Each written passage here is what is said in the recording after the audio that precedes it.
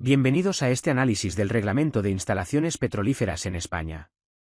Este reglamento es una pieza fundamental de la seguridad industrial, ya que establece las especificaciones técnicas mínimas que deben cumplir las instalaciones dedicadas al refino, almacenamiento y distribución de productos petrolíferos.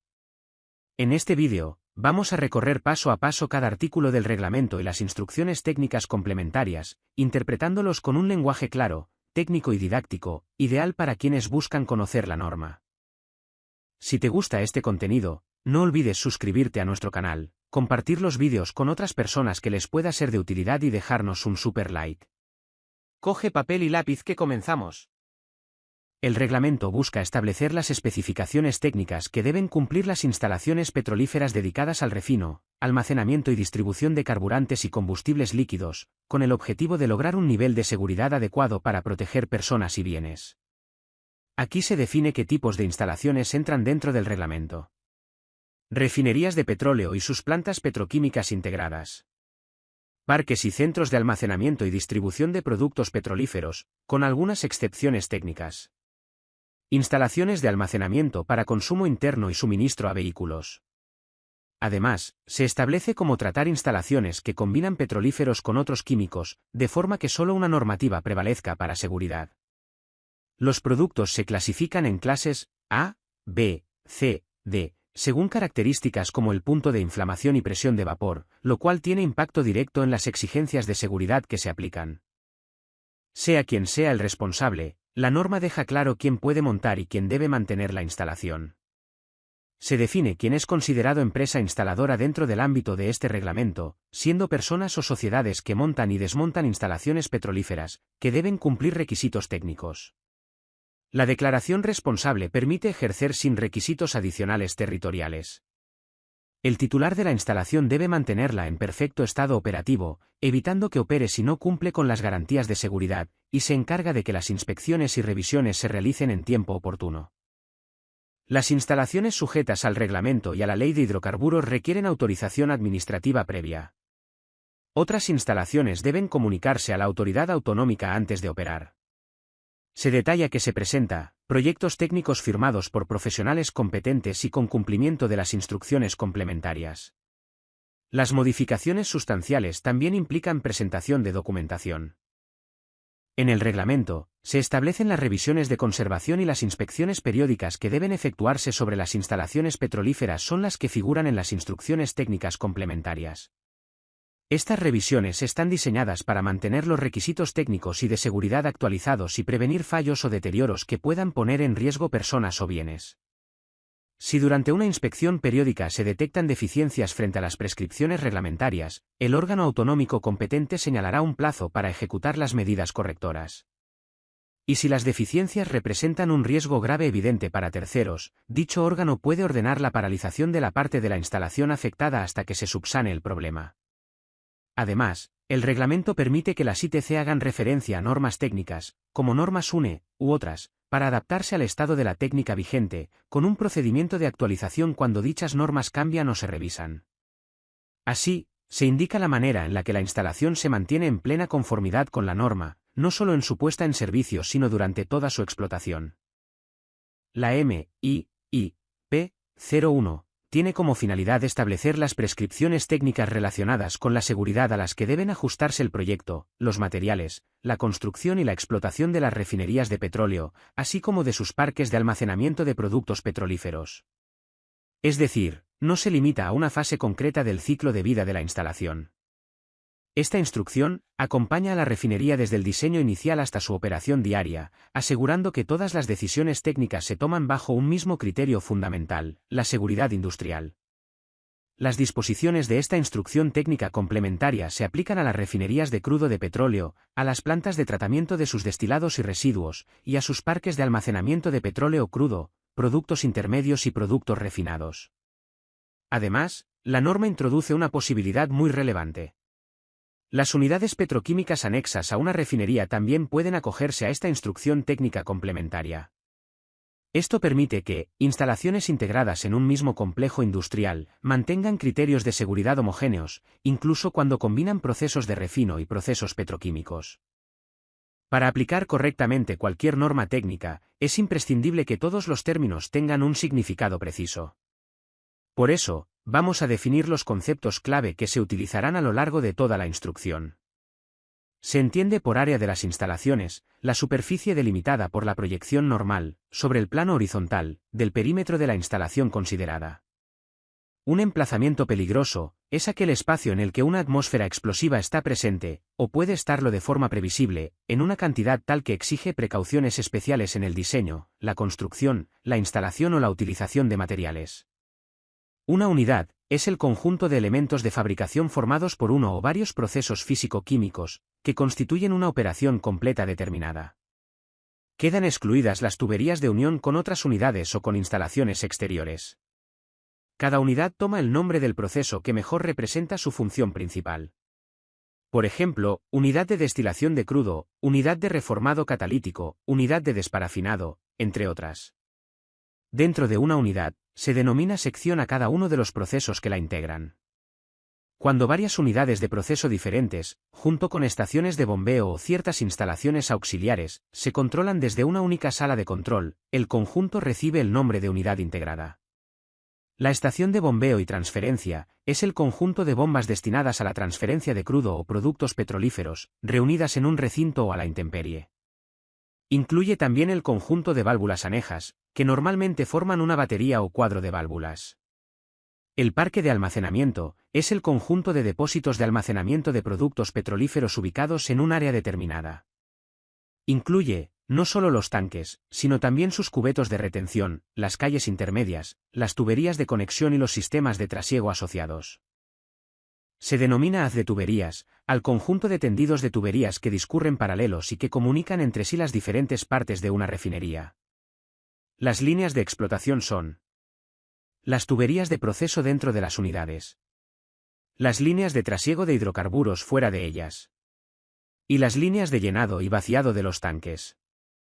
Los cargaderos son las instalaciones destinadas a operaciones de carga y descarga. Cargaderos terrestres, preparados para camiones cisterna y vagones cisterna ferroviarios. Cargaderos marítimos, aquellos en los que la carga y descarga de buques tanque y barcazas se realiza en muelles petrolíferos, pantalanes, fondeaderos o boyas.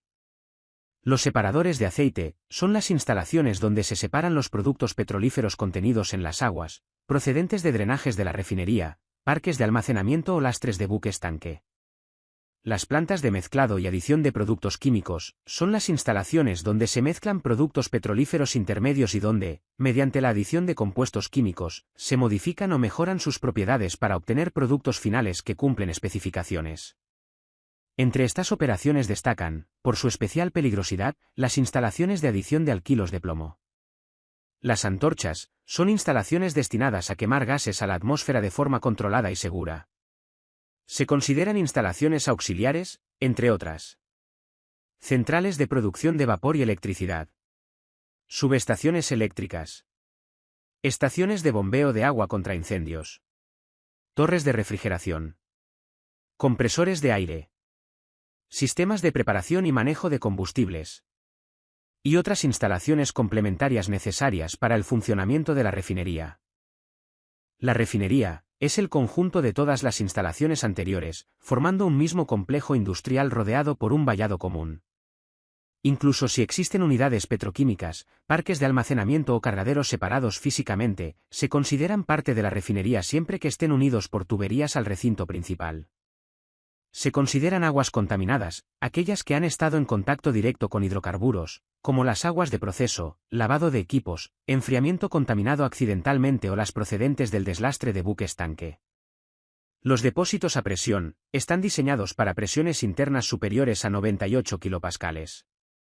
Los tanques de baja presión están diseñados para presiones entre 15 y 98 kilopascales. Los tanques atmosféricos están diseñados para presiones de hasta 15 kilopascales, pudiendo ser de techo fijo, techo flotante o techo fijo con pantalla flotante. Antes de hablar de equipos, procesos o distancias, hay una pregunta clave. ¿Cómo se organiza físicamente una refinería para que, cuando algo falle, la seguridad siga funcionando? La ordenación general de una refinería no es una cuestión estética ni de comodidad operativa. Es una decisión crítica de seguridad. La norma establece que la disposición de las instalaciones debe garantizar que, ante un siniestro, los servicios esenciales sigan operativos. Por eso, las instalaciones auxiliares deben ubicarse siempre en zonas seguras, de forma que un posible accidente no afecte a los servicios de seguridad ni a los medios generales de lucha contra incendios. El objetivo es claro, no limitar la capacidad de respuesta cuando más se necesita. Además, esta ordenación debe tener muy en cuenta un factor externo pero determinante, los vientos dominantes. La norma exige considerar su dirección para evitar que una nube accidental de gases combustibles se propague hacia zonas habitadas o hacia focos de ignición no protegidos. La normativa fija las distancias mínimas entre las diferentes instalaciones de una refinería y también entre estas y el exterior, remitiéndose al cuadro número 1, donde se detallan esas separaciones obligatorias. Estas distancias no se miden de forma arbitraria.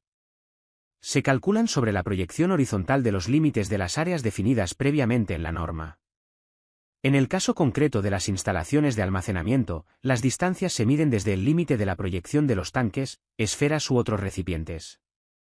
El criterio es uniforme, asegurar que, incluso en situaciones de emergencia, exista un espacio físico suficiente para minimizar la propagación de efectos peligrosos. Toda refinería debe contar con un cerramiento perimetral de al menos 2,5 metros de altura, rodeando el conjunto de sus instalaciones. Cuando existan instalaciones separadas del recinto principal, éstas deberán disponer también de su propio vallado. La norma permite que determinados edificios auxiliares, como oficinas, laboratorios generales o talleres, queden fuera del recinto, siempre que sean independientes del funcionamiento del proceso. El cerramiento no debe impedir la aireación natural y puede realizarse con malla metálica, salvo en zonas críticas. En la proximidad de unidades y zonas cero que limiten con vías públicas o zonas habitadas, el vallado deberá ser un muro macizo. Además, el diseño del cerramiento debe facilitar la intervención y evacuación, incorporando accesos estratégicos. Si el vallado es macizo, se debe prever la evacuación de aguas pluviales, evitando que estas salidas se conviertan en vías de escape de gases pesados, mediante el uso de sifones hidráulicos. Las puertas que den a vías exteriores deberán permitir la entrada y salida de vehículos sin maniobras, y estar claramente señalizadas. Finalmente, el vallado exterior deberá respetar las distancias mínimas establecidas en el cuadro correspondiente. El cumplimiento de las distancias con otras propiedades o usos debe garantizarse mediante la plena posesión de los terrenos necesarios. No se admiten soluciones parciales ni compromisos futuros, la seguridad exige control total del entorno inmediato. Los caminos interiores se clasifican en dos grandes grupos. Por un lado, los caminos de libre circulación, con un ancho mínimo de 6 metros, situados a una distancia suficiente de las zonas clasificadas. Por otro, los caminos de circulación restringida, más estrechos, debidamente señalizados y, si es necesario, controlados mediante barreras. En cuanto a su diseño, las vías deben permitir una correcta evacuación de aguas, estar preferentemente elevadas respecto al nivel de las unidades y disponer de radios de giro adecuados para la circulación de vehículos. Los cruces de tuberías aéreas sobre las calles deben garantizar una altura libre suficiente, y cuando esto no sea posible, deberán señalizarse claramente y restringir la circulación. Las tuberías y cables enterrados, así como las vías férreas interiores, deberán cumplir su normativa específica. Además, todas las unidades deben disponer de vías de servicio, franjas perimetrales de al menos 6 metros, destinadas a facilitar la intervención, el mantenimiento y la seguridad. Las unidades deben estar diseñadas para permitir la evacuación rápida de su contenido hacia zonas no peligrosas y contar con sistemas de alivio y evacuación adecuados. Las redes de vapor deben protegerse frente a la entrada de hidrocarburos, y las estructuras metálicas deben estar correctamente construidas y protegidas frente a la corrosión y el ambiente. En materia de protección contra el fuego, la norma es muy clara: determinadas estructuras y soportes deben contar con protección ignífuga, capaz de resistir al menos 2 horas de fuego. Se detallan los materiales, espesores, zonas protegidas y criterios de aplicación, incluyendo torres, soportes de tuberías y estructuras que soportan equipos pesados. La seguridad se completa con la instalación de instrumentación de control, válvulas de seguridad, dispositivos de corte rápido y un diseño cuidadoso de materiales, especialmente en puntos críticos como bridas, bombas y válvulas. Las unidades deben disponer de sistemas capaces de descargar sobrepresiones y realizar evacuaciones de emergencia. Estos sistemas pueden conducir los fluidos hacia la atmósfera, una antorcha, sistemas especiales, retorno al proceso o colectores, según la naturaleza del fluido. Se utilizan válvulas de seguridad, discos de ruptura y otros dispositivos, dimensionados conforme a códigos reconocidos. Las descargas a la atmósfera deben cumplir condiciones estrictas de altura, dispersión y drenaje. Las instalaciones de evacuación permiten reducir presiones, vaciar equipos en emergencia o realizar purgas de mantenimiento. Incluyen válvulas de evacuación, líneas adecuadamente dimensionadas y circuitos independientes, evitando interferencias entre unidades. También se contemplan otros sistemas como purgas y venteos, esenciales para el funcionamiento seguro durante maniobras habituales. Cada refinería o planta de tratamiento de hidrocarburos deberá disponer de al menos una antorcha como elemento esencial de seguridad. La antorcha es el dispositivo destinado a eliminar de forma controlada gases peligrosos, evitando su acumulación o liberación incontrolada a la atmósfera. La antorcha deberá contar con estabilidad estructural y anclaje suficiente, y altura adecuada, de modo que la combustión de los gases se produzca a distancia segura, sin generar peligro para personas ni instalaciones. En su base, deberá disponer de un depósito de purga con cierre hidráulico, cuya función es doble y crítica. Evitar arrastres de líquidos. Impedir retornos de llama. En el extremo superior, la antorcha contará con un mechero piloto de funcionamiento continuo, acompañado de un dispositivo de encendido eficaz, de mantenimiento simple y de construcción robusta. Además, el sistema deberá garantizar presión positiva en el interior del tubo, o disponer de otro mecanismo equivalente que impida la entrada de aire, evitando así la formación de atmósferas explosivas. Las antorchas están diseñadas para recoger la emisión de vapores y gases de proceso, evacuados por los sistemas de alivio de presión y los sistemas de evacuación. Se presta especial atención a gases no condensables más pesados que el aire. Gases tóxicos que se descomponen por efecto del calor. Para su diseño y cálculo, la norma obliga a suponer escenarios de emergencia realistas, como por ejemplo: fallo total de suministro eléctrico. Fallo del aire de instrumentación. Evacuación urgente por siniestro en una unidad. A partir de estas hipótesis se determinarán el caudal máximo de gases, la altura de la llama, la capacidad del depósito separador.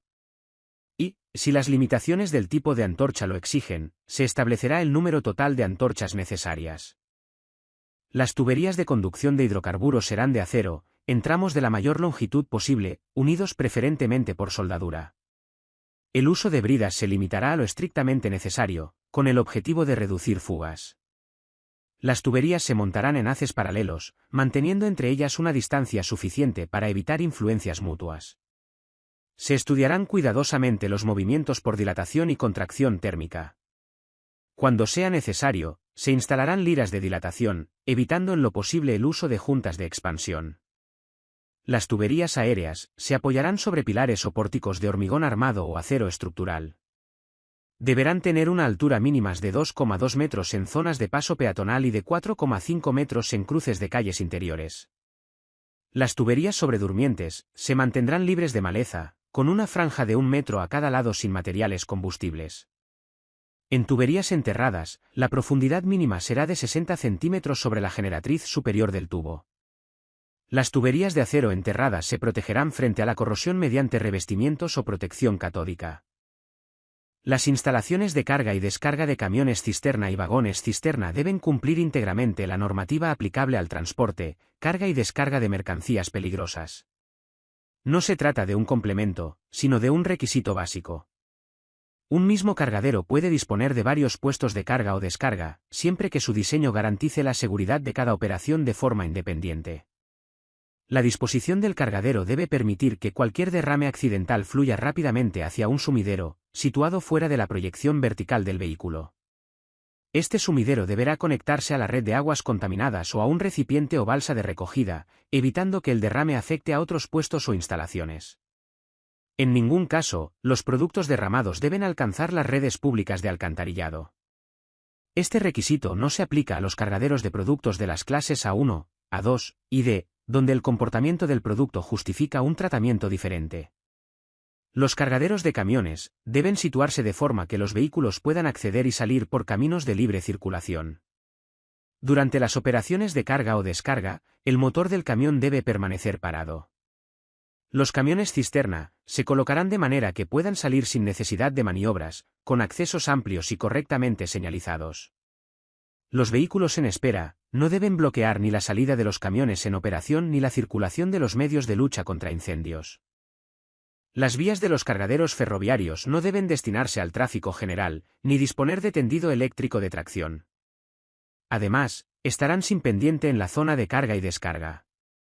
El movimiento de los vagones se realizará mediante locomotoras diésel con protección contra chispas o mediante cabestrantes, quedando prohibido el uso de locomotoras de vapor. Durante la operación, los vagones deberán estar frenados mediante calzos u otros sistemas, y la instalación contará con medios para impedir que otros vehículos ferroviarios puedan colisionar con los vagones en carga o descarga. La estructura del puesto de carga, las tuberías y el tubo buzo, cuando exista, deben estar interconectados eléctricamente y conectados a una puesta a tierra permanente. En el caso de vagones cisterna, esta conexión se extiende también a los raíles. Junto a cada puesto existirá un conductor flexible, que se conectará a la cisterna del camión o vagón antes y durante la operación, garantizando el contacto mediante un sistema de indicación o enclavamiento. Para evitar corrientes parásitas, se adoptarán medidas como juntas aislantes entre los raíles del cargadero y los de la red general. El llenado puede realizarse por la parte baja o por el domo. Cuando se realiza por arriba, el brazo de carga debe disponer de un tubo buzo, diseñado para evitar chispas, alcanzar el fondo de la cisterna y limitar su elevación durante la operación. La boquilla deberá evitar salpicaduras y asegurar la continuidad eléctrica. Estos requisitos no se aplican a productos de las clases A1, A2 y D, ni en determinados casos de productos B1, cuando se emplean sistemas de acoplamiento hermético y velocidades controladas. La conexión entre el buque y la instalación terrestre se realizará mediante mangueras o brazos articulados, soportados adecuadamente y con articulaciones estancas. Los mandos de operación deben situarse en un punto desde el que pueda vigilarse toda la maniobra, y las conexiones deben permitir el movimiento natural del buque sin esfuerzos indebidos. Tras finalizar la operación, la instalación debe poder vaciar las tuberías y mangueras, disponiendo de medios suficientes para recoger el producto residual. Las tuberías de tierra y del buque deben ser eléctricamente continuas y conectadas a tierra o masa, pero no debe existir continuidad eléctrica entre ambos sistemas. Esto se logra mediante bridas aislantes o mangueras especiales de discontinuidad. Debe existir una comunicación permanente con el personal que controla la operación, y se evitarán cierres bruscos que puedan provocar roturas. Las mangueras flexibles se inspeccionarán periódicamente y se someterán, al menos una vez al año, a pruebas de presión y deformación. Los brazos articulados deberán mantenerse en condiciones que garanticen su estanquidad y movilidad. Durante las operaciones de carga o descarga, no se realizarán trabajos en caliente, salvo autorización expresa. El almacenamiento se realiza en tanques o depósitos, que pueden ser de superficie o subterráneos, y el tipo depende de la clase de hidrocarburo. Los productos de clase A se almacenan en depósitos a presión, los de clase B, según su tensión de vapor, en tanques de baja presión o atmosféricos, y los de clases C y D, en tanques atmosféricos. Los tanques de petróleo crudo de gran capacidad deberán ser de techo flotante. Se agrupan en parques de almacenamiento, separados de otros servicios, y rodeados por cubetos de retención para contener derrames. La norma define claramente la capacidad nominal, geométrica, útil y calibrada, estableciendo que las referencias normativas se realizan siempre sobre la capacidad nominal, salvo indicación expresa. La calibración debe realizarse por entidades acreditadas, garantizando la fiabilidad de las mediciones. La separación entre tanques se calcula en función del diámetro y del tipo de hidrocarburo. Para productos de las clases A, B y C, los tanques no se disponen en más de 2 filas y deben tener acceso directo para los medios de extinción. Se establecen distancias específicas para cada clase de producto y se permite su reducción en los productos B, C y D, mediante protecciones adicionales, organizadas en niveles de protección, desde las obligatorias hasta sistemas automáticos o brigadas propias permanentes. La norma reconoce que más protección equivale a mayor flexibilidad, siempre que se garantice el mismo nivel de seguridad. En cuanto a depósitos a presión, la norma establece que el número de conexiones por debajo del nivel máximo de utilización del depósito debe reducirse al mínimo posible, con el objetivo de disminuir los riesgos asociados a fugas. El diámetro nominal de estas conexiones será como mínimo de 20 milímetros, siendo preferible 50 milímetros. Las uniones deberán estar reforzadas y soldadas conforme a las normas establecidas. Todas las conexiones al depósito deberán incorporar una válvula de bloqueo de acero, intercalada entre el depósito y la tubería, diseñada conforme al reglamento de aparatos a presión y con una presión máxima de servicio superior a la del circuito proyectado. El diseño mecánico de la conexión y la disposición de los soportes de la tubería deberán garantizar que no se transmitan esfuerzos inadmisibles a la unión con el depósito. El sistema de purga constituye un elemento esencial para la explotación segura del depósito. La tubería de purga será de acero y se conectará a la parte inferior del depósito cuando exista separación suficiente del suelo que permita su manipulación y mantenimiento. Alternativamente, podrá conectarse a una tubería de llenado o vaciado en un punto bajo, o mediante sifón en el caso de depósitos semienterrados. La instalación de purga deberá estar equipada con dos válvulas.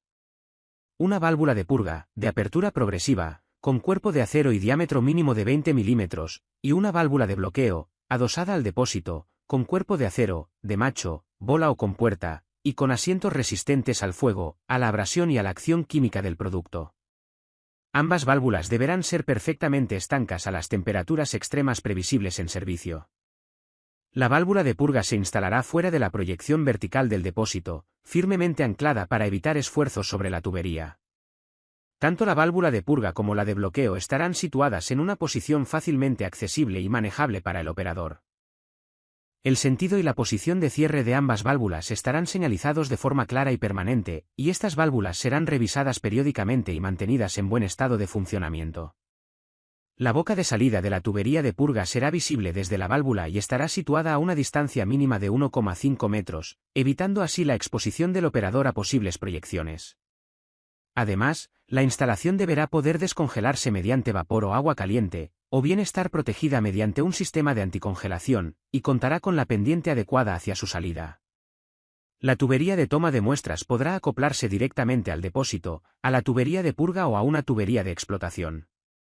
La válvula de toma de muestras, de compuerta o de aguja, se instalará fuera de la proyección vertical del depósito, será accesible y tendrá un diámetro igual o inferior a 20 milímetros.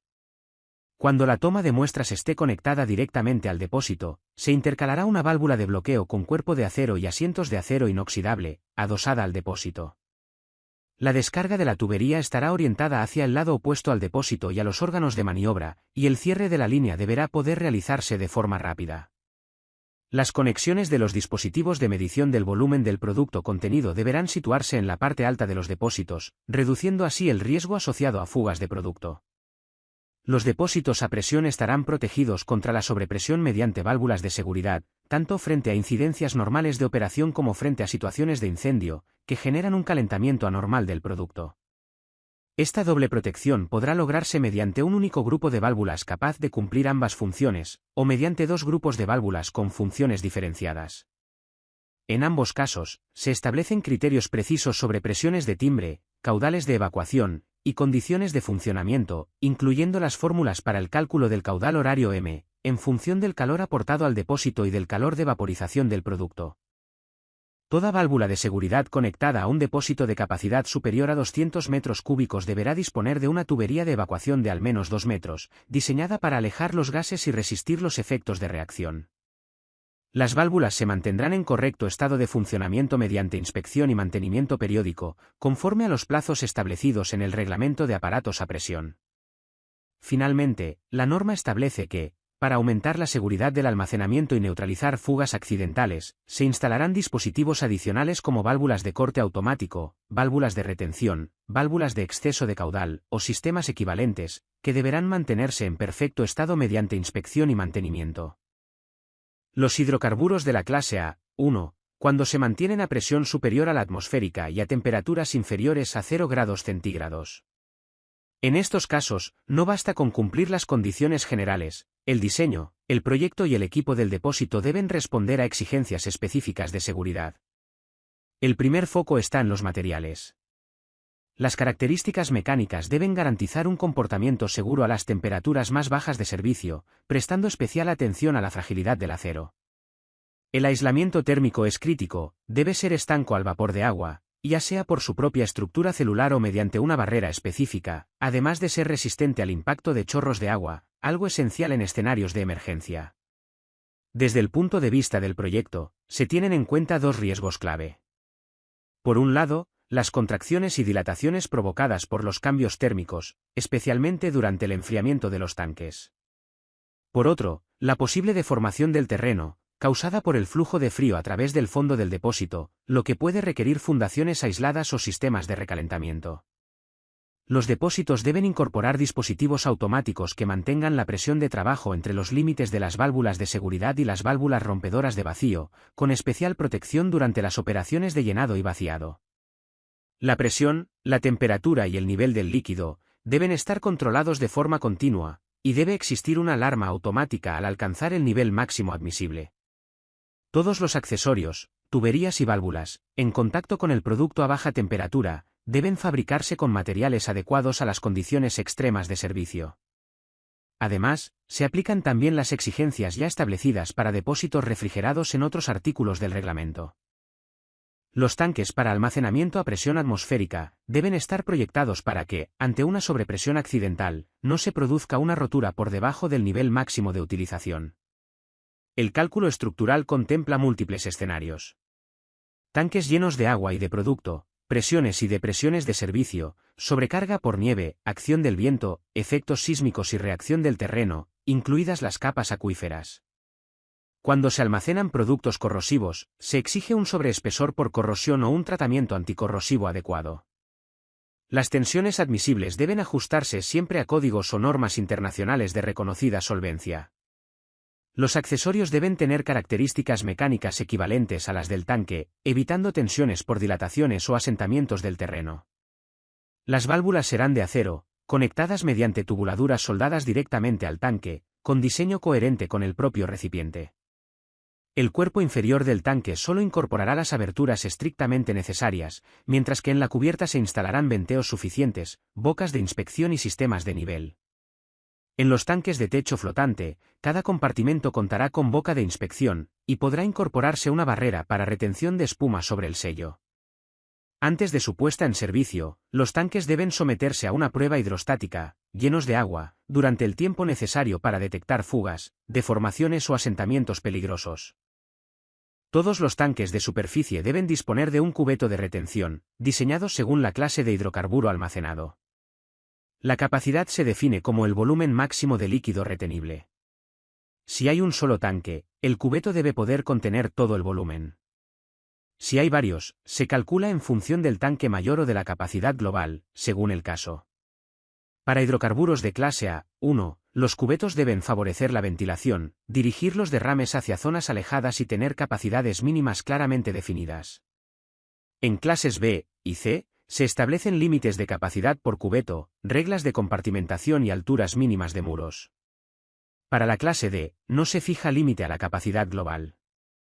Cuando el terreno tiene pendiente, se adaptan las alturas de los diques y se priorizan los accesos seguros. Es posible disponer cubetos separados de los tanques, siempre que el terreno, las pendientes y los recorridos del derrame garanticen una retención eficaz sin riesgos adicionales. Cuando el terreno tiene pendiente, se adaptan las alturas de los diques y se priorizan los accesos seguros. Es posible disponer cubetos separados de los tanques, siempre que el terreno, las pendientes y los recorridos del derrame garanticen una retención eficaz sin riesgos adicionales. Las instalaciones de compuestos antidetonantes con alquilos de plomo incluyen almacenamiento, operación y vestuarios independientes, y deben estar valladas y con accesos controlados. Los depósitos de alquilo se instalan en cubetos estancos, con capacidad superior al tanque mayor, y drenajes dirigidos a decantadores específicos. El trasiego se realiza mediante sistemas de vacío, evitando emisiones a la atmósfera. Los venteos se descargan en puntos elevados y los depósitos cuentan con sistemas fijos de enfriamiento. Las instalaciones disponen de medios contra incendios, pintura clara para detección de fugas y zonas limpias para el personal. Todo el conjunto debe cumplir, además, las normas técnicas de los fabricantes. Se consideran seguros frente a incendio ciertos motores no eléctricos, como los accionados por fluidos no inflamables, o motores de explosión y turbinas de gas que evacúan gases fuera de zonas peligrosas, aspiran aire desde zonas seguras y cuentan con dispositivos de protección. También se admiten motores de combustión interna diseñados para evitar puntos calientes, retornos de llama, explosiones internas o sobrevelocidades, incluso durante el arranque. Cuando exista arranque eléctrico, este debe cumplir las exigencias específicas del reglamento. Todas las instalaciones eléctricas, así como los equipos y materiales, deberán cumplir estrictamente las exigencias de los reglamentos electrotécnicos de alta y baja tensión que les resulten de aplicación. Para proteger la instalación frente a los efectos de la electricidad estática y frente a corrientes anormales, se establece la obligación de realizar puestas a tierra de todas las masas metálicas. Asimismo, la protección contra el rayo y las corrientes de circulación se garantizará mediante sistemas de puesta a tierra que cumplan lo establecido en la normativa vigente. La iluminación general deberá cumplir las exigencias de la Ordenanza General de Seguridad e Higiene en el Trabajo, garantizando condiciones adecuadas para el personal. El sistema de alumbrado se diseñará de forma que proporcione una distribución razonablemente uniforme y un nivel de iluminación adecuado, evitando zonas de sombra o deslumbramientos. Los aparatos de alumbrado serán compatibles con las condiciones eléctricas y de seguridad de la instalación.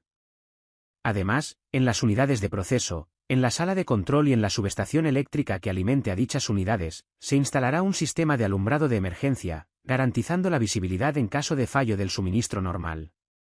Todos los locales con presencia habitual de personal que puedan contener este tipo de contaminantes deberán disponer de dispositivos eficaces de control de atmósfera o de una ventilación adecuada, ya sea natural o forzada, de forma que las concentraciones en aire se mantengan por debajo de los límites legales.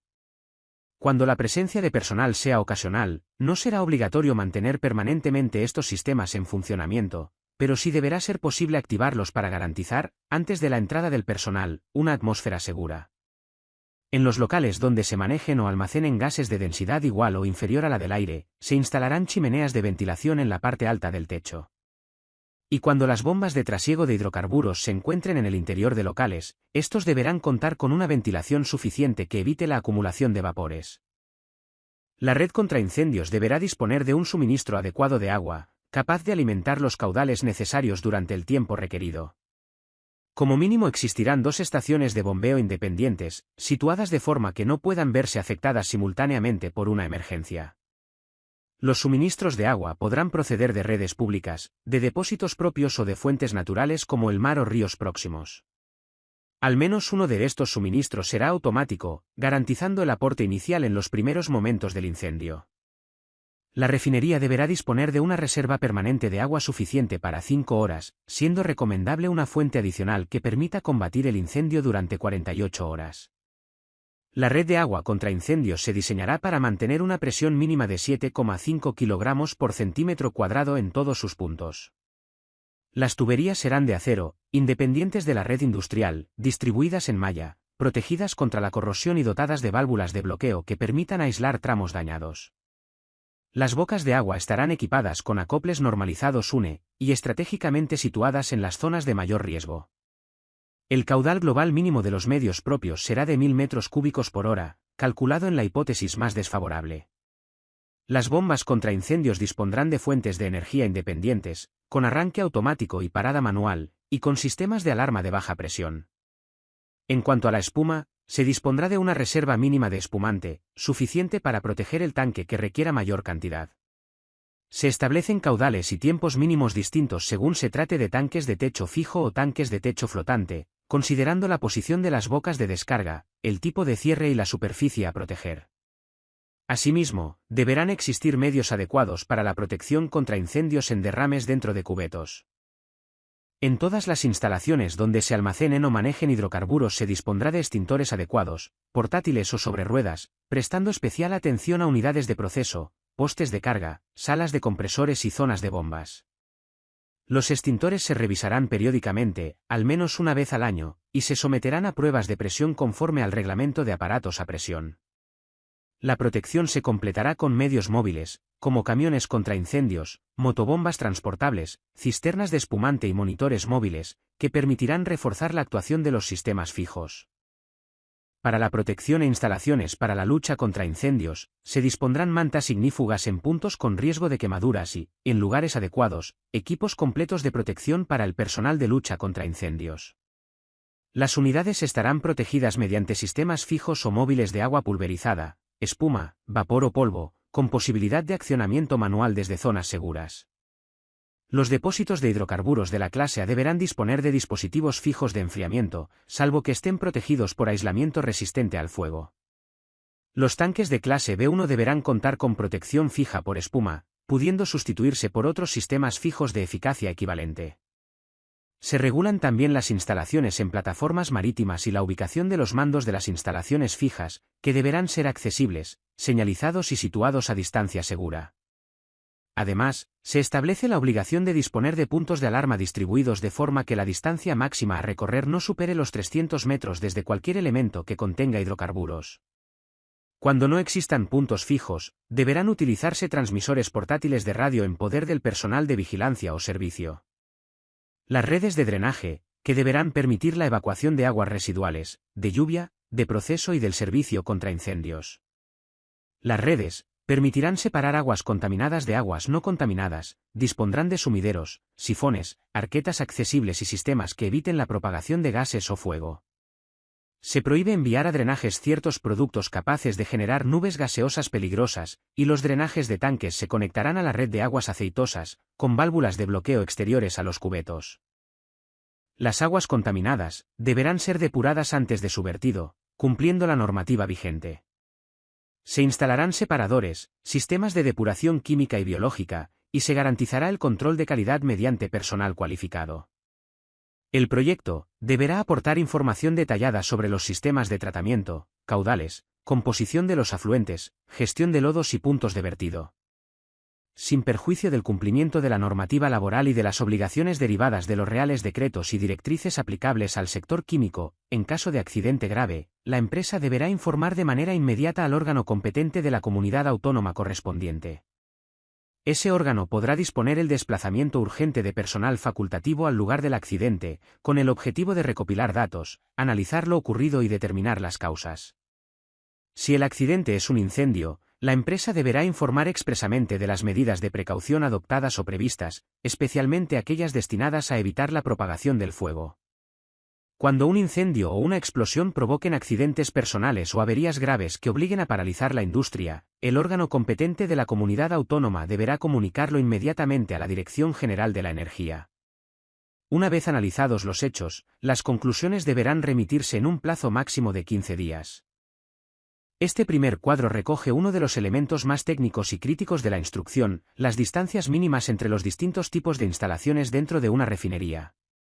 Se establecen distancias obligatorias entre unidades de proceso, estaciones de bombeo, tanques de almacenamiento según su clase, antorchas, cargaderos, centrales de vapor, edificios administrativos, vallados, terrenos edificables y locales de pública concurrencia. Cada combinación de instalaciones tiene su distancia mínima en metros, y la tabla incluye notas aclaratorias que introducen excepciones muy concretas, como equipos integrados en unidades, bombas asociadas a tanques específicos, o reducciones permitidas cuando existe un muro de protección, que puede reducir la distancia en un 20%. Este cuadro no es orientativo, es de obligado cumplimiento y condiciona directamente el diseño físico de una refinería. El cuadro 2 aborda una cuestión crítica para la seguridad: ¿qué hacer con los fluidos descargados por válvulas de seguridad, purgas, venteos y evacuaciones? Se clasifican los fluidos según su inflamabilidad, toxicidad, estado físico y comportamiento en la atmósfera, y se establecen los destinos admisibles. Descarga directa a la atmósfera. Descarga a antorcha. Descarga a sistemas de evacuación. Retorno a proceso. Descarga a drenaje.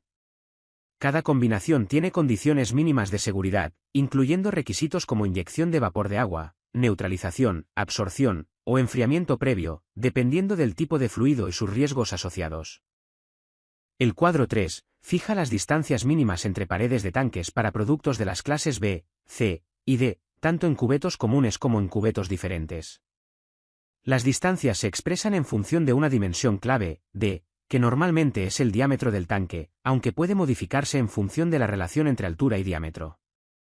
Se establecen mínimos absolutos, incluso cuando la fórmula arrojaría valores menores, garantizando así una separación efectiva entre tanques y reduciendo el riesgo de efectos dominó en caso de incendio. El cuadro 4 define el caudal mínimo de agua que debe preverse para la lucha contra incendios, en función del tipo de tanque supuesto incendiado.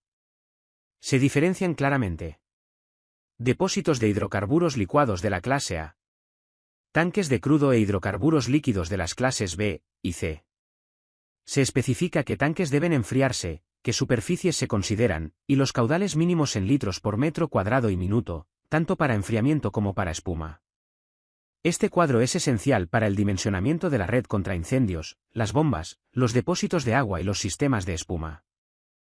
La ITC 02 se aplica, en primer lugar, a las instalaciones de almacenamiento de nueva construcción.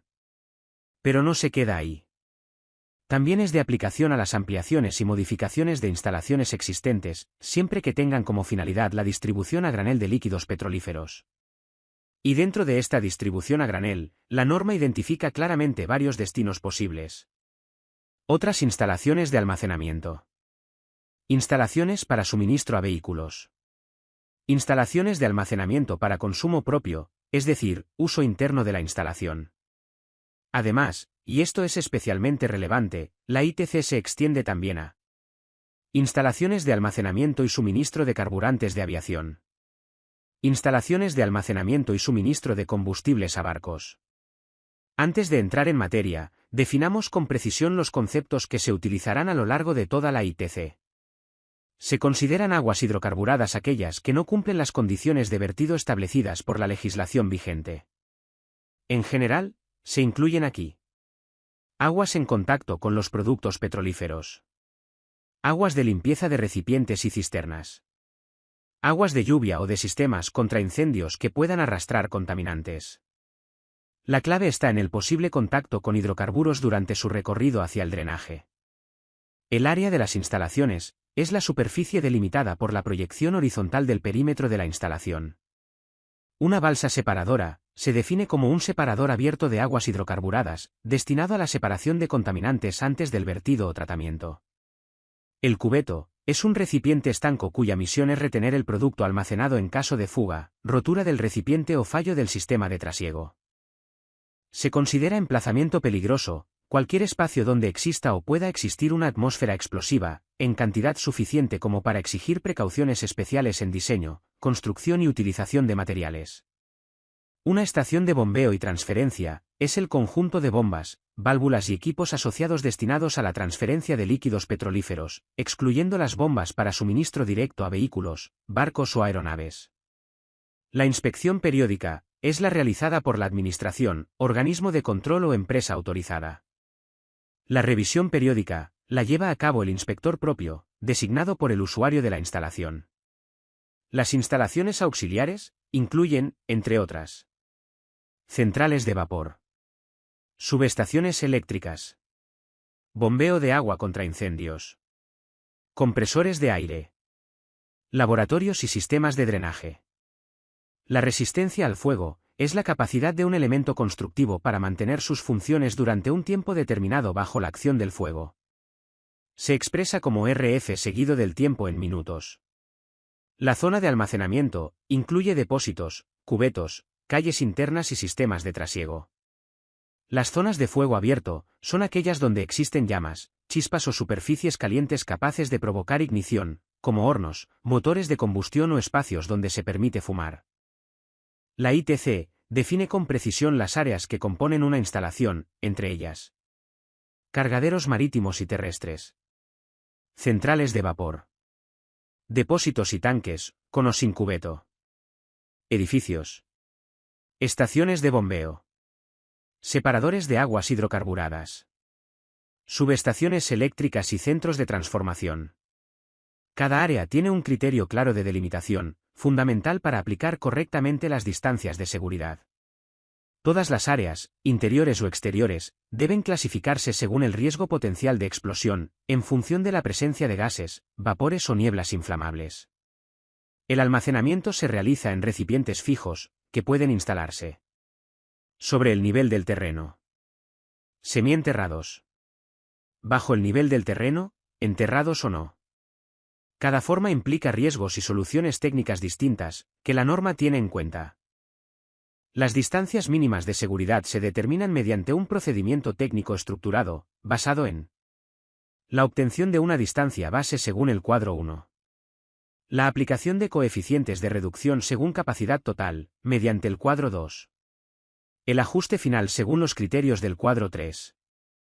En ningún caso las distancias podrán ser inferiores a 2 metros, salvo excepciones específicas para determinadas clases de productos.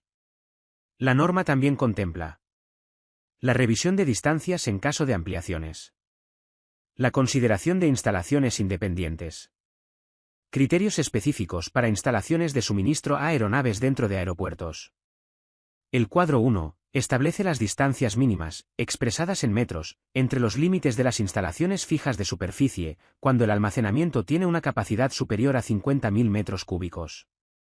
Las estaciones de bombeo constituyen un elemento crítico, ya que combinan movimiento de producto, energía mecánica y posibles fugas.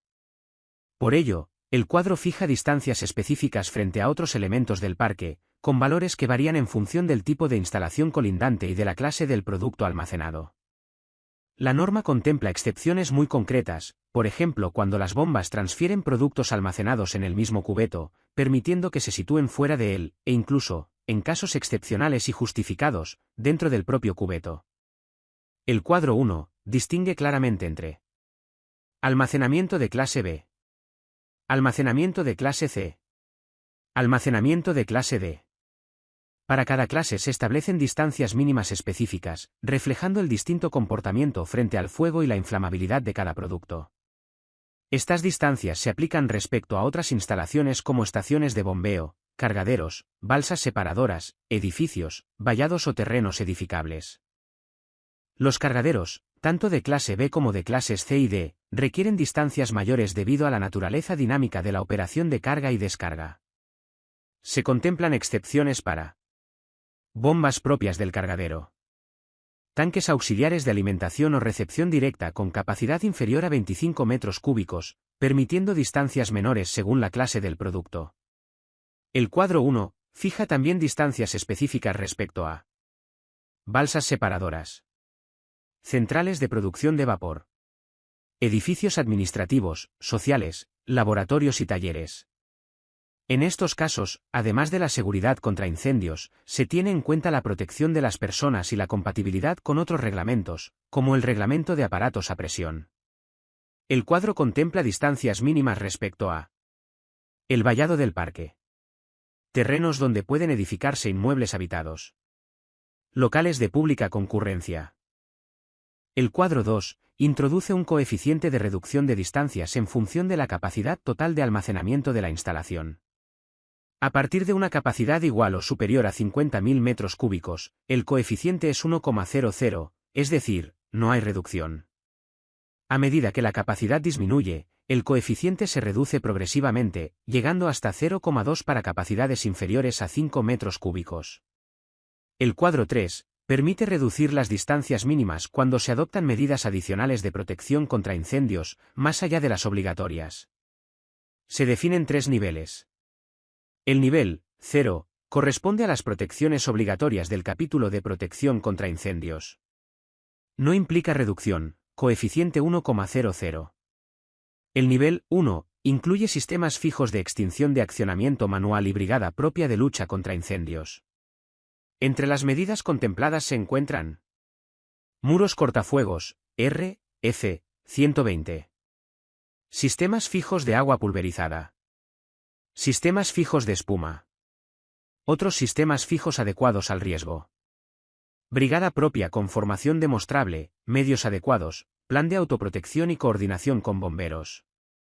Se considera equivalente la ubicación de la planta en una zona específicamente dedicada a este tipo de instalaciones, con separación suficiente de zonas habitadas y acceso rápido a servicios de bomberos.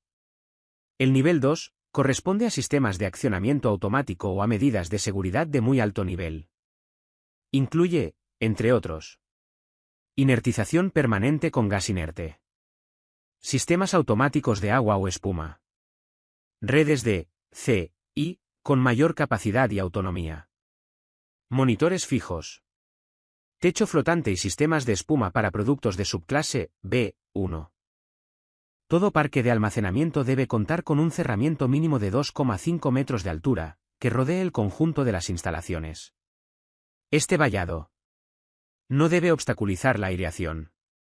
Puede realizarse con malla metálica. Debe facilitar la intervención y evacuación mediante accesos bien situados. Si el vallado es de muro macizo, Se deberán prever sistemas de drenaje que impidan la acumulación de aguas y el escape de gases pesados, mediante sifón hidráulico.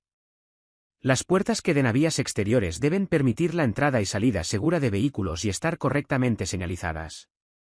No es obligatorio el vallado en cargaderos marítimos, salvo exigencia de la autoridad portuaria o decisión del proyectista. El cumplimiento de las distancias mínimas respecto a terrenos edificables y locales de pública concurrencia debe garantizarse mediante plena posesión de los terrenos, o concesión administrativa correspondiente. La distancia entre recipientes se establece según los cuadros 4 y 5, aplicando, cuando proceda, las reducciones del cuadro 6. Para el cálculo se toma siempre el diámetro del tanque mayor o el que exija mayor separación. Para productos de las clases B y C, los tanques verticales no deben disponerse en más de 2 filas, y cada tanque debe tener una vía de acceso que permita la intervención de medios móviles contra incendios. Los proyectos deben detallar claramente: diámetros de los tanques, separaciones previstas, clase de hidrocarburo, tipo de tanque. Para tanques de superficie de eje vertical, se fijan distancias distintas según tipo de techo, fijo o flotante. Clase del producto. Diámetro del tanque. Los tanques de techo fijo con pantalla flotante se consideran, a estos efectos, tanques de techo flotante. Para tanques de eje horizontal, las distancias varían según clase del producto. Si los recipientes están en el mismo cubeto o en cubetos distintos. Se establecen mínimos absolutos, con posibilidad de reducción cuando la capacidad es inferior a 50 metros cúbicos. Si los productos de clase C o D se almacenan a temperaturas superiores a su punto de inflamación, se aplican las distancias correspondientes a la clase B. El cuadro 6 permite reducir distancias mediante protecciones adicionales, con coeficientes que dependen del nivel de protección y del número de medidas adoptadas. Se definen los niveles 0, 1 y 2, con un enfoque muy similar al del cuadro 3, pero aplicado específicamente a distancias entre recipientes. Un cargadero puede disponer de varios puestos de carga o descarga, tanto para camiones cisterna como para vagones cisterna de ferrocarril. Su diseño debe garantizar que cualquier derrame accidental fluya rápidamente hacia un sumidero, situado fuera de la proyección vertical del vehículo.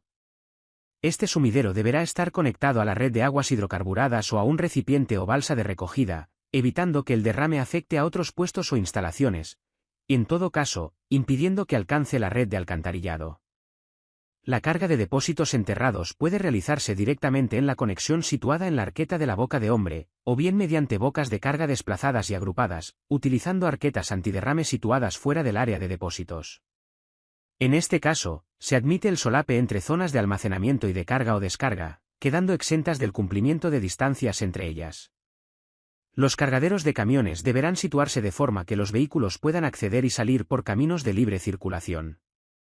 Cuando se trate de productos de clase B, la carga o descarga se realizará con el motor parado. Los camiones se dispondrán de manera que puedan salir sin necesidad de maniobra, con accesos amplios y bien señalizados. Los vehículos en espera no deberán obstaculizar la salida, ni interferir con la circulación de los medios contra incendios. En los cargaderos ferroviarios, las vías no se destinarán al tráfico general ni dispondrán de tendido eléctrico de tracción, y no tendrán pendiente hacia la zona de carga. El movimiento de vagones se realizará mediante locomotoras diésel con rejillas cortafuegos o por cabrestantes, quedando prohibidas las locomotoras de vapor. Durante la operación, los vagones estarán frenados con calzos o cuñas, y se dispondrán medios y procedimientos para evitar choques accidentales con otros vagones o locomotoras. Desde el punto de vista eléctrico, la estructura del puesto de carga, las tuberías y el tubo sumergido estarán interconectados eléctricamente y unidos a una puesta a tierra permanente. En cargaderos ferroviarios, esta conexión se extenderá también a las vías. Todas las tomas de tierra formarán una red común. Junto a cada puesto existirá un conductor flexible para conectar la cisterna del camión o vagón antes y durante la operación. Para productos de clase B, será obligatorio un enclavamiento o alarma óptica o acústica que garantice la correcta conexión a tierra. El llenado podrá hacerse por la parte baja o por el domo. Si se realiza por arriba, el brazo de carga deberá disponer de tubo buzo, conductor, conectado eléctricamente, con longitud suficiente para alcanzar el fondo y diseñado para evitar su elevación y las salpicaduras.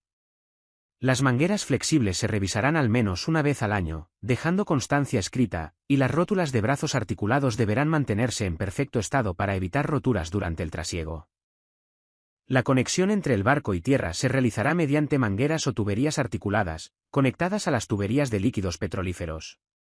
Las mangueras podrán estar soportadas por estructuras, mástiles o izadas por medios del propio buque. Los brazos articulados estarán soportados por estructuras metálicas y sus articulaciones serán totalmente herméticas. Si el movimiento es automático o semiautomático, los mandos se situarán en un lugar que permita vigilar toda la operación. Las conexiones deberán permitir total libertad de movimientos, acompañando los desplazamientos normales del buque sin generar esfuerzos adicionales. Las tuberías de carga del cargadero estarán eléctricamente continuas y conectadas a tierra, y las del buque, conectadas a masa. No deberá existir continuidad eléctrica entre buque y cargadero, lo que se logrará mediante bridas aislantes o mangueras con discontinuidad eléctrica, correctamente identificadas.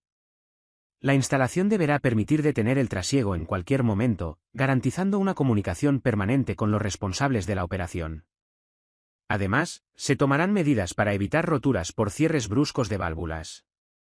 Las mangueras se revisarán periódicamente, y al menos una vez al año, se someterán a pruebas de presión y deformación, dejando constancia escrita. Si el cargadero es accesible al tráfico, se organizará para permitir el libre acceso de los equipos de extinción de incendios. Los caminos interiores se clasifican en caminos de libre circulación, con ancho mínimo de 6 metros, y caminos de circulación restringida, con ancho mínimo de 4 metros, señalizados y, si es necesario, cerrados. El trazado permitirá la evacuación natural de aguas hacia los sistemas de drenaje. Las curvas facilitarán la circulación de vehículos, los cruces de tuberías aéreas se señalizarán con el gálibo, y los pasos subterráneos de tuberías y cables cumplirán su normativa específica. Las redes de vapor estarán protegidas frente a la entrada de hidrocarburos. Las estructuras metálicas se construirán con acero y estarán protegidas contra la corrosión. Los soportes de tuberías garantizarán alturas mínimas de 2,2 metros para personal y 4,5 metros para vehículos. Se prestará especial atención a cierres de bombas, bridas y válvulas, utilizando materiales compatibles con las condiciones extremas de presión y temperatura. Las tuberías serán preferentemente de acero, con uniones soldadas, limitando el uso de bridas. Se calcularán teniendo en cuenta las propiedades del producto, así como las presiones y temperaturas máximas. Se montarán en haces paralelos, considerando las dilataciones térmicas. Podrán ser aéreas, apoyadas, enterradas o en fosos, con medidas específicas de protección, separación, drenaje y control de corrosión. Se prohíbe el uso prolongado de mangueras flexibles, salvo en dispositivos de carga y descarga. Las bombas de trasiego se agruparán en estaciones de bombeo, con drenajes adecuados, ventilación suficiente y sistemas de recogida de derrames. El almacenamiento se realizará en depósitos o tanques, de superficie o subterráneos, agrupándolos de misma clase de hidrocarburos. Se excluirán otros servicios, salvo los estrictamente necesarios. Los tanques de superficie dispondrán de cubetos de retención para recoger posibles derrames. Los tanques se diseñarán para evitar roturas bajo el nivel máximo de uso, considerando sobrecargas, viento, sismo, reacción del suelo y condiciones del producto. Los accesorios tendrán características mecánicas equivalentes al tanque. Se dispondrán venteos suficientes, bocas de inspección, y en techos flotantes, dispositivos para retención de espuma. Todos los tanques se someterán a prueba hidrostática, certificada por un organismo de control autorizado. Todos los tanques de superficie dispondrán de cubeto de retención, con capacidades definidas según número de tanques y clase de producto. Se establecen requisitos de altura, compartimentación, accesos, drenaje, materiales y prohibición de mangueras permanentes en su interior. Las redes de drenaje se diseñarán para garantizar una evacuación adecuada tanto de aguas hidrocarburadas, como de aguas de lluvia y del servicio contra incendios. Los materiales empleados en conducciones y accesorios deberán resistir el ataque químico de los productos que transporten.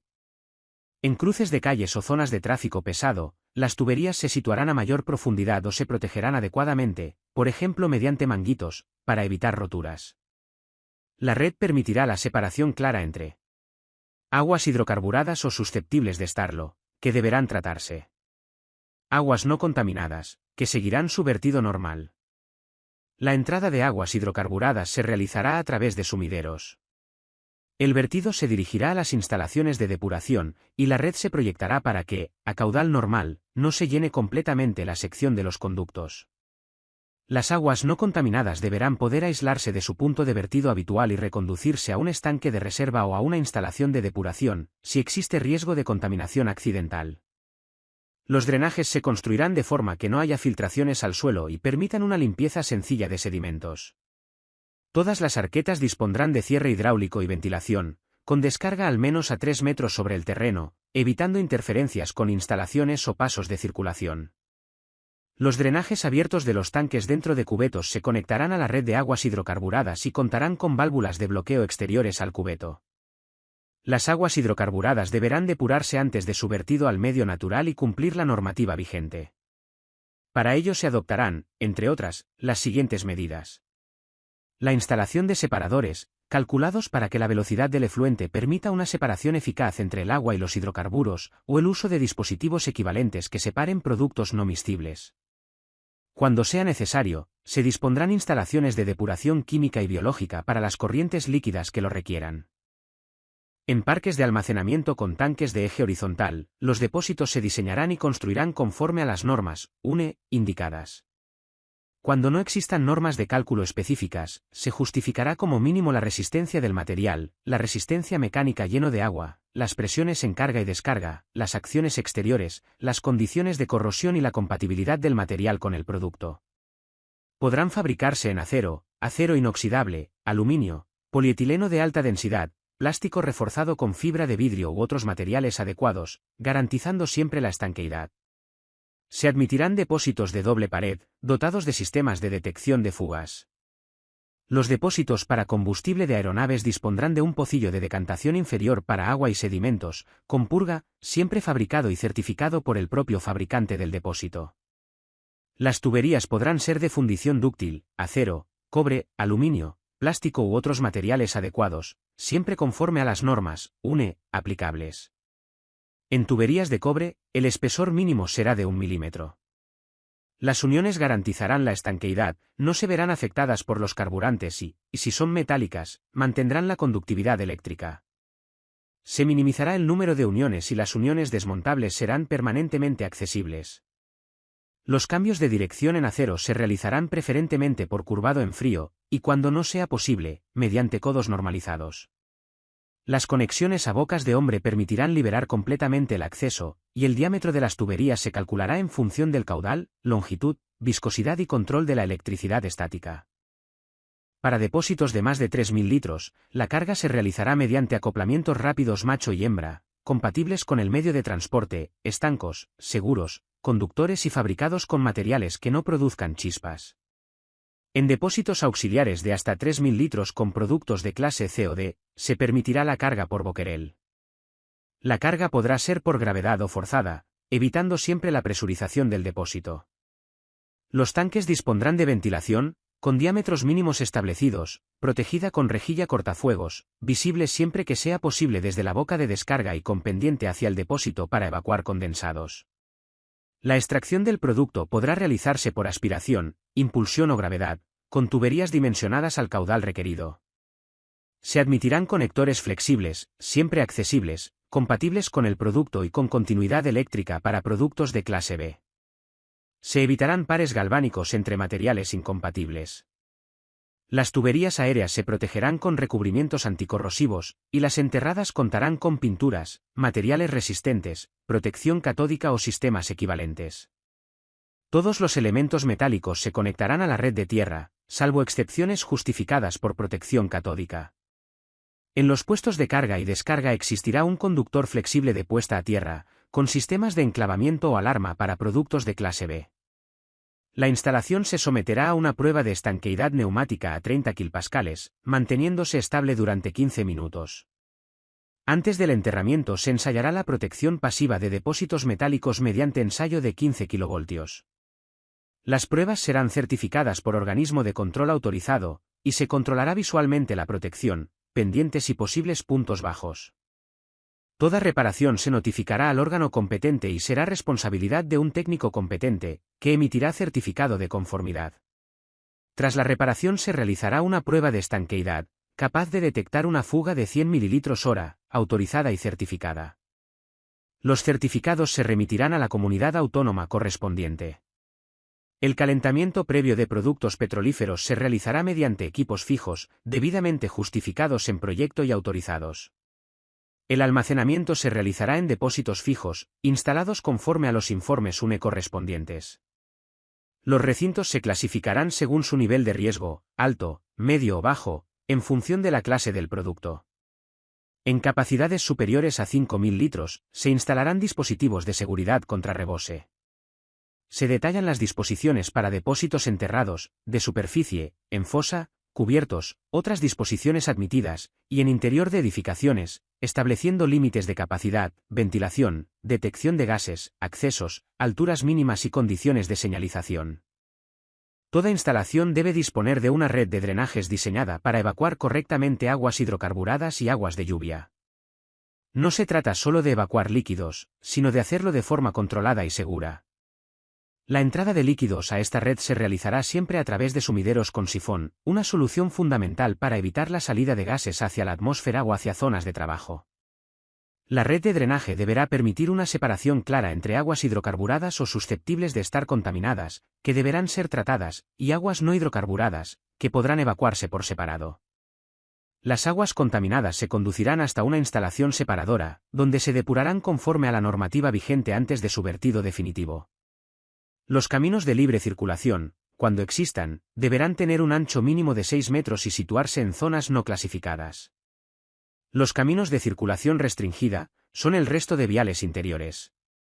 Su ancho mínimo será de 4 metros y, si es necesario, podrán cerrarse mediante postes o barreras para controlar el acceso. El perfil del terreno debe facilitar que las aguas discurran hacia los sumideros. Las curvas deben permitir una circulación fluida de vehículos. Los cruces de tuberías aéreas sobre las calles deberán señalizarse indicando el gálibo. Las tuberías y cables enterrados que crucen calles lo harán a profundidad adecuada y conforme a su normativa específica.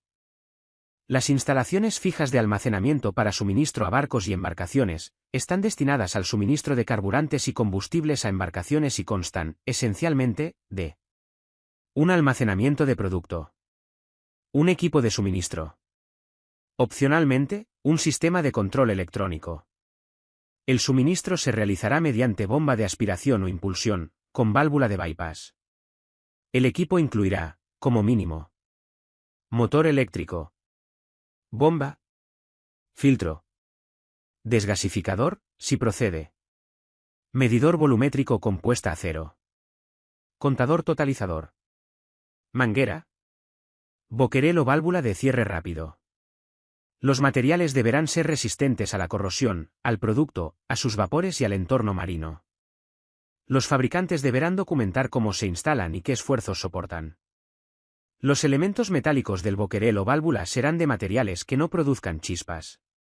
Opcionalmente, podrán instalarse equipos de control mecánicos o electrónicos, destinados a gestionar el suministro y el funcionamiento de la instalación. El grupo de medida podrá integrarse en una unidad portátil, conectada al hidrante de forma estanca, con válvula antirretorno o acople seco para evitar derrames. Los hidrantes dispondrán de válvula de cierre rápido y se alojarán en arquetas estancas. Los equipos podrán instalarse en un conjunto rígido tipo surtidor, o con elementos separados, unidos por conexiones estancas. Podrán ubicarse en interior o exterior de edificaciones. Si el grupo motor-bomba se instala en interior, el local deberá disponer de ventilación adecuada durante su funcionamiento. Se consideran unidades autónomas provisionales aquellas instalaciones temporales para aeronaves o embarcaciones, compuestas por un depósito de almacenamiento y, opcionalmente, un equipo de suministro. Se utilizarán para consumos ocasionales, como campañas contra incendios o eventos deportivos, y no requieren cubeto. Los depósitos cilíndricos horizontales deberán disponer de apoyos fijos incorporados. Los destinados a aeronaves tendrán una pendiente mínima del 1,5% hacia la zona de purga. Estas unidades deberán transportarse siempre vacías y no podrán instalarse en interiores de edificios cuando contengan productos de clase B. La instalación se legalizará en su primera puesta en servicio, bastando comunicar los desplazamientos posteriores a la comunidad autónoma correspondiente. Las instalaciones mixtas de tanques son instalaciones que disponen de tanques de eje vertical y horizontal. Cada tipo de tanque se fabricará e instalará conforme a su capítulo específico de esta ITC. A efectos de cálculo de distancias entre tanques, se aplicarán los cuadros 4 o 5, según si el tanque de mayor diámetro es vertical u horizontal. Todas las instalaciones eléctricas deberán cumplir los reglamentos de alta y baja tensión aplicables. La acometida eléctrica podrá ser aérea, siempre que no atraviese áreas de instalación definidas en la norma. La protección frente a electricidad estática y corrientes anómalas se realizará mediante la puesta a tierra de todas las masas metálicas. La iluminación general cumplirá el Real Decreto 486 de 1997, garantizando un nivel uniforme y adecuado. Los aparatos de alumbrado se adaptarán a las exigencias de seguridad eléctrica. Los locales con presencia de personal y posibles contaminantes gaseosos deberán disponer de ventilación natural o forzada, o sistemas de control de atmósfera. Si la presencia es ocasional, se deberá garantizar que antes de la entrada del personal la atmósfera sea segura. Cuando existan tanques de superficie, bombas de trasiego o operaciones de carga y descarga en interiores, la ventilación deberá evitar la acumulación de vapores de hidrocarburos. Las instalaciones de protección contra incendios se ajustarán al Reglamento de Instalaciones de Protección contra Incendios. La protección se determinará en función de el tipo de líquido, la forma y ubicación del almacenamiento, las distancias a otros almacenamientos, las operaciones de manipulación. En cada caso, se seleccionará el sistema y agente extintor más adecuado, cumpliendo siempre los requisitos mínimos establecidos en este capítulo. Las redes contra incendios deberán disponer de un suministro de agua adecuado. Podrá existir una única fuente, siempre que permita alimentar los caudales necesarios para garantizar la protección total de la instalación durante el tiempo requerido. El suministro de agua podrá proceder de redes públicas, siempre que cuenten con capacidad y presión de descarga adecuadas, de depósitos artificiales capaces de suministrar el caudal y la presión exigidos, o de depósitos naturales como el mar, lagos, ríos o canales.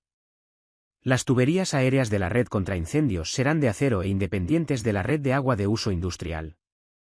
Cuando las tuberías vayan enterradas, podrán utilizarse otros materiales, siempre que se justifique que ofrecen la resistencia mecánica necesaria. Las bocas y tomas de agua estarán provistas de acoples normalizados y se situarán estratégicamente dentro del parque de almacenamiento, especialmente en las proximidades de las instalaciones de carga, trasiego y almacenamiento de productos petrolíferos. Los almacenamientos aéreos con capacidades superiores a los límites establecidos dispondrán de medios fijos y o móviles para la generación de espuma. Los tanques de eje vertical que almacenen productos de la subclase B1 deberán contar con protección fija por espuma. Para tanques horizontales se suministrará un caudal mínimo de 6,5 litros por minuto de solución acuosa por metro cuadrado de proyección horizontal, durante al menos 55 minutos. Para tanques verticales de techo fijo, el caudal mínimo será de 4 litros por minuto por metro cuadrado de superficie, durante el mismo tiempo. En tanques de techo flotante, los caudales, tiempos y distancias entre bocas de descarga se calcularán según la posición de dichas bocas y el tipo de cierre, garantizando siempre la correcta aplicación de la espuma. El equipo fijo de distribución de espuma podrá alimentarse desde el exterior de los cubetos, mediante instalación fija o conexión a medios móviles adecuados. La aplicación de la espuma podrá realizarse por encima de la superficie del producto o mediante inyección por debajo de la misma. Los tanques de techo fijo con pantalla flotante se tratarán, a estos efectos, como si no dispusieran de pantalla.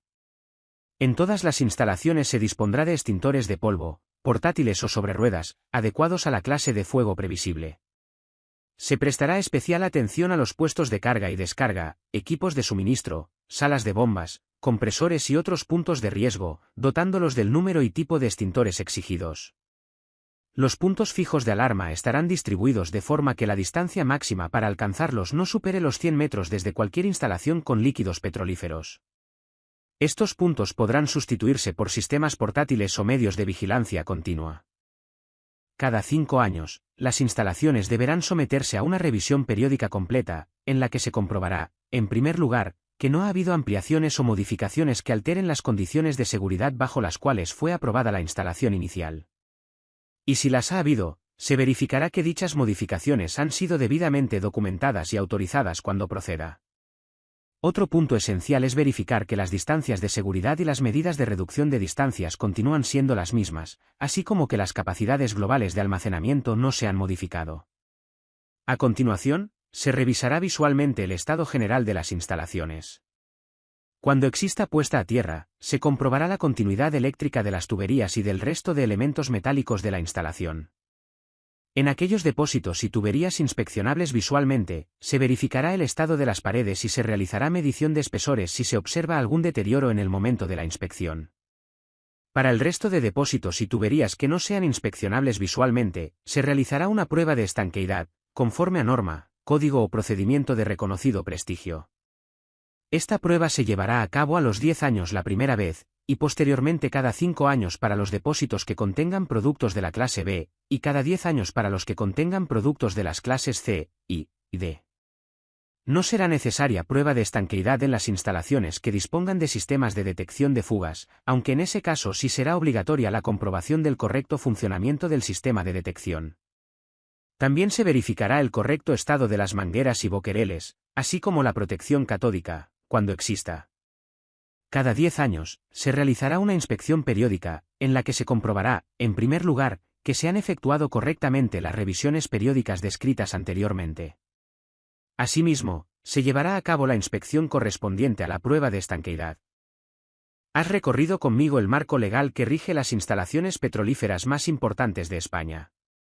Ahora sabes qué exige la norma para que estas instalaciones sean seguras y operativas. El Real Decreto 2085 de 1994 no es solo una colección de artículos, es la base de la seguridad industrial en instalaciones que mueven millones de litros de carburante cada día. Comprenderlo al detalle es clave para cualquier profesional que diseña, gestiona, inspecciona o regula este tipo de infraestructuras. Si te ha resultado útil este contenido, suscríbete para más análisis de normativa técnica, comparte tus dudas en los comentarios y no te pierdas el próximo vídeo.